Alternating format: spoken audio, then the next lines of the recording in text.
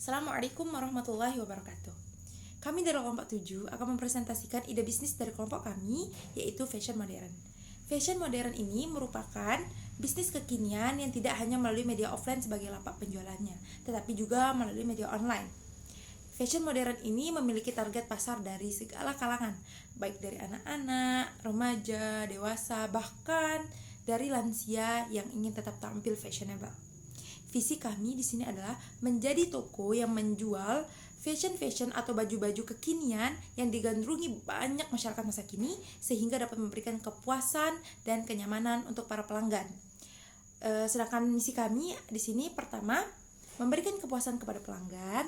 Kedua, mempermudah untuk orang-orang atau pelanggan yang ingin mencari baju atau fashion sesuai dengan tren. Yang ketiga, di sini kami juga menyediakan variasi yang beragam dan sesuai dengan tren masa kini. Selanjutnya adalah analisis peluang industri. Yang pertama adalah kebutuhan. Saat ini, fashion modern sangat digandrungi oleh masyarakat. Sebagian besar orang-orang yang berpakaian modern atau yang menggunakan tren masa kini dianggap sebagai orang-orang yang unik. Kedua, permintaan.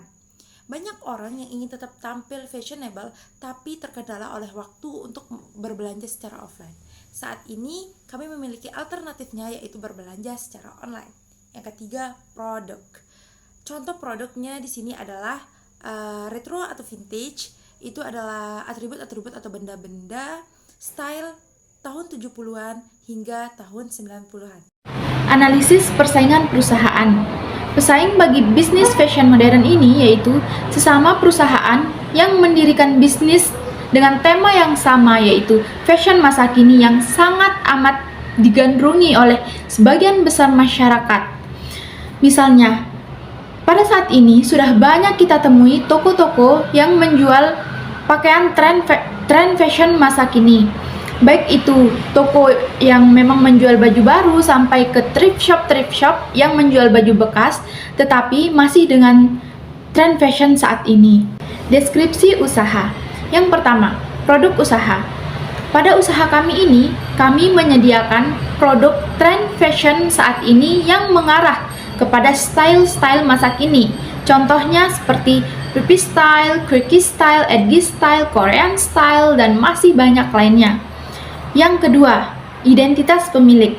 Yang pertama, Lafeda Lutfiah. Yang kedua, Muhammad Slamet Hidayat. Yang ketiga, Marisa Idila Isna. Yang keempat, Nimade Dwiyanti. Yang kelima, Ninyoman Jingga Sukmarani.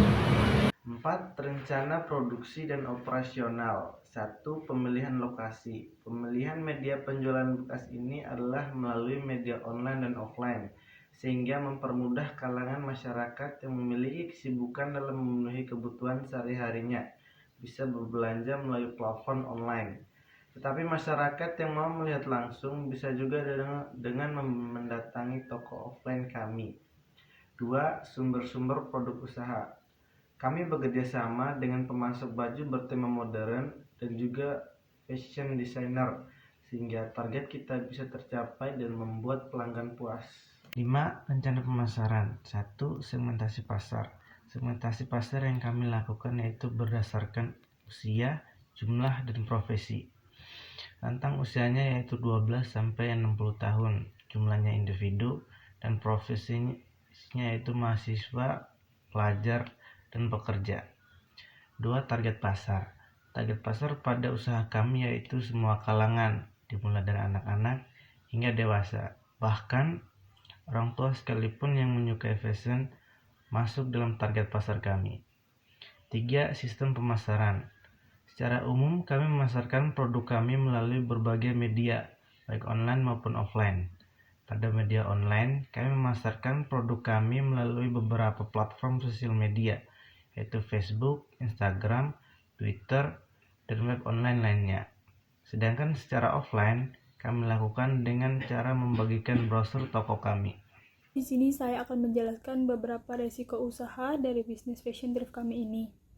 Jadi yang pertama itu ada strength atau kekuatan. Jadi strength itu sendiri adalah suatu komponen yang akan memberikan kelebihan serta keuntungan dalam bisnis. Kekuatan dari bisnis kami ini misalnya seperti barang-barangnya tersedia secara online maupun offline. dan pasarnya pun juga dapat dijangkau oleh siapa saja. Selanjutnya itu ada weakness atau kelemahan. Jadi kelemahan itu sendiri adalah suatu komponen yang nantinya akan menjadi penentu mengenai kelemahan apa saja dalam bisnis yang akan dijalankan. Kelemahan dari bisnis ini adalah banyaknya muncul pesaing-pesaing baru karena fashion modern yang semakin diminati oleh masyarakat banyak. Selanjutnya ada opportunity atau peluang. Peluang itu sendiri dapat dimanfaatkan dalam pengembangan usaha di masa mendatang, seperti semakin larisnya bisnis thrift kami, karena tren fashion yang sesuai dengan konsep bisnis yang kami jalankan. Dan yang terakhir itu ada threat atau ancaman.